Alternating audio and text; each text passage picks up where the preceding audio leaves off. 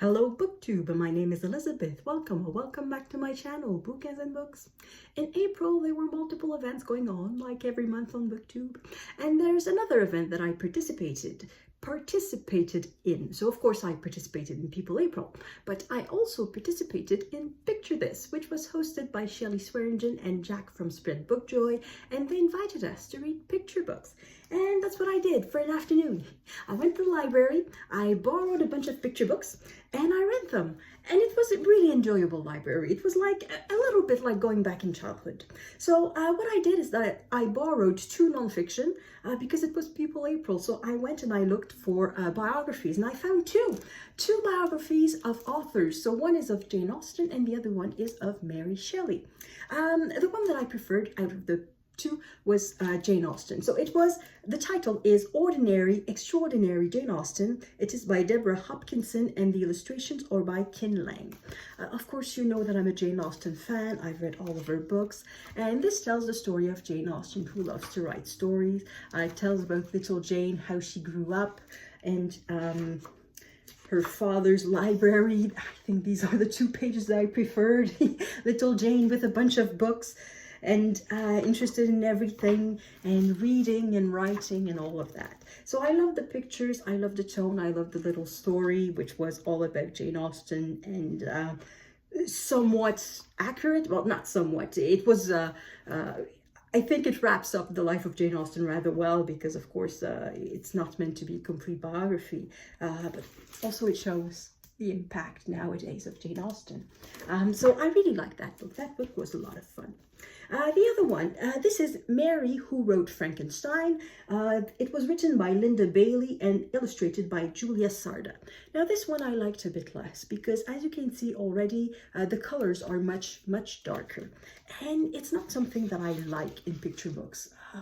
I was sort of placing myself back as a child. I know some children are very much interested in everything that is gory and everything that is Halloween, but I was not. I preferred the pink tones to the black tones, and there's a lot of black in this and gray.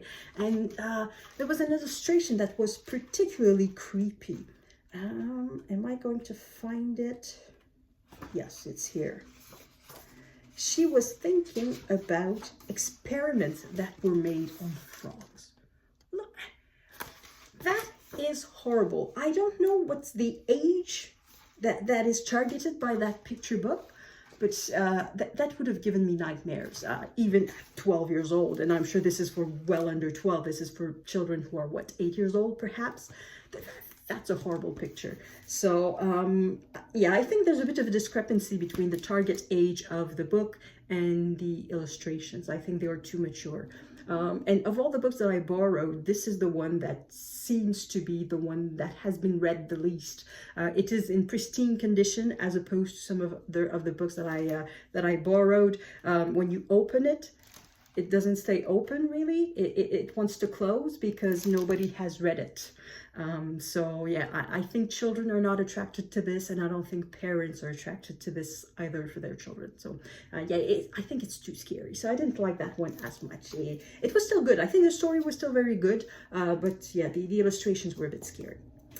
The 4 other books that I borrowed, the way that I chose them, I just went to the shelves. I went to one shelf in French, one shelf in English, and I looked at some books and I just borrowed them. The ones that looked fun. And for me, something looking fun apparently features an animal. All of the books that I chose have animals on the cover, and I think only one of them has humans in it. The other ones are all purely animal stories. And I think these are the ones that I prefer. So this one. This is A Flight School by Lita Judge, creator of Red Sled and Red Hat. So I don't know if you know these. I don't. And this is the story of a little penguin who has the soul of an eagle, but doesn't have the ability of an eagle to fly. So he goes to flight school. And I had a bit of an issue with it. It's just tiny detail. It's just that for me, I went back to my kids' mind, to my kids' way of reading a book. When I open it, I don't read the flap. I don't read the credit page. Whoops, credit page. I don't look at that. I go straight to what to me is the first page of the text. And it starts like this. I was hatched to fly, said Penguin. When do classes start? So on this first page, we don't see where Penguin comes from, why he wants to learn to fly. We don't have this backstory that is told here. And this is an aside. I don't know how relevant that is, but in French, when books are published, there is no dust jacket. So there is no place to write this before the story starts. If you want to write this as an introduction, that little penguin has the soul of an eagle, but he wasn't built to soar, then you have to write it somewhere in the book. So I guess that would be a bit of a problem for a translation. And it was a bit of a problem for me because I started there. To me, that's where the book begins. It doesn't begin at the credit page or at the flap. So yeah, that's my one issue. I would have preferred more character building for little penguin. Oh, grown-up problem. Grown-up reading children's book. It's a problem. The next book that I read, I don't know, the next book in my pile, I don't know if it's in the, I don't remember the order in which I read them, is this one. The title in English, it's a translation of English. The two books that I borrowed in French happen to be translation of the English. But as I said, when I borrowed them, I did not bother to look at that. I just looked at the cover, it sounded fun, and that was it. So the title in English was Alan's Big Scary Teeth. So Alan in French is not Alan, his name is Ali. So yeah, like this. And he's a big scary crocodile with big teeth. And the story is that every day he goes in the jungle and scares everyone with his big teeth. And then one day there's a little beaver that somehow needs to go to the swamp to get some things. And he finds something that's a bit weird. It looks like teeth. And then he realizes that Ali's big teeth are fake. And so Ali is being mocked and his friends are laughing at him, and he needs to find another way to fit in without being just a big bully who scares everyone. So I thought it was really a cute story. It was very funny. So the crocodile with fake teeth, the alligator with fake teeth. I thought it was really cute. So this is the other book in French that I borrowed. I think the title in English is I'll have to check. Dogs Don't Do Ballet, and it is by Anna Kemp and Sara Ogilvie. And it's about a dog who loves ballet. The dog belongs to a little mistress, so that's our dog. And he does not act like other dogs. So he has a little mistress like this. He doesn't fetch the stick. He doesn't play. He just wants to watch ballet. And so this is a dog that just wants to do ballet. He wants to go to the ballet class with his little mistress. But every adult says, dogs don't do ballet. And he has to stay behind. And then one day the little girl goes to a representation of a ballet. And of course she wants the dog to come with her. But the father says, no, dogs don't do ballet. And look who follows. And it's just so cute. So the dog eventually ends up at the theater. And there's a ballerina who, catastrophe, she falls in the trombone, of course, in the tuba, and she needs a replacement. And oh, who's a replacement? It's the dog. And it turns out that dogs do ballet. So it was really cute. Look at that, this dog dancing. It was just the cutest thing. So that was a lot of fun. I really enjoyed this one. And the last one I think was my favorite. So this is The Best Place in the World by Petr Horacek. And I loved the art in this book. For the others, I cannot say that I paid a lot of attention, but for this one, I really, really loved the art.